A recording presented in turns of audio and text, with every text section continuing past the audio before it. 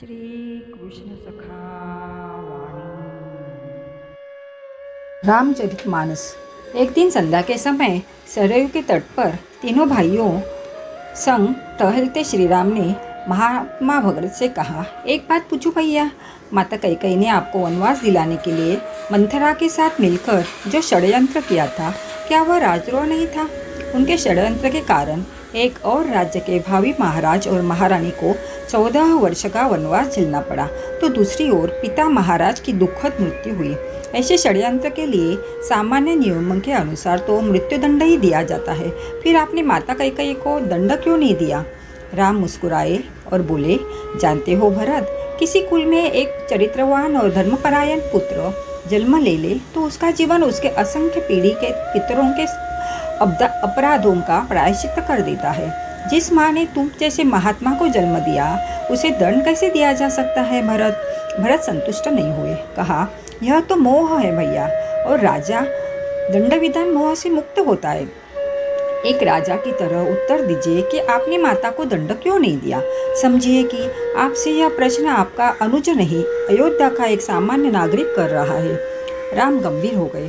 कुछ क्षण के मौन के बाद कहा, अपने सगे संबंधियों के किसी अपराध पर कोई दंड न देना ही इस सृष्टि का कठोरतम दंड है भरत।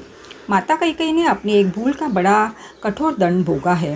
वनवास के 14 वर्षों में हम चारों भाई अपने अपने स्थान से परिस्थितियों से लड़ते रहे, पर माता कैकेयी हर क्षण मरती रही। अपने एक भूल के कारण उन्होंने अपना पति खोया, अपने 4 बेटे खोए, अपना समस्त सुख खोया, फिर भी वे उस अपराध बोझ से कभी मुक्त न हो सकी।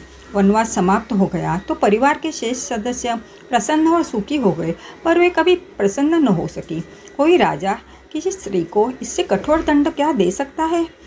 मैं तो सदैव यह सोचकर दुखी हो जाता हूँ कि मेरे कारण अनायास में मेरी माँ को इतना कठोर दंड भोगना पड़ा।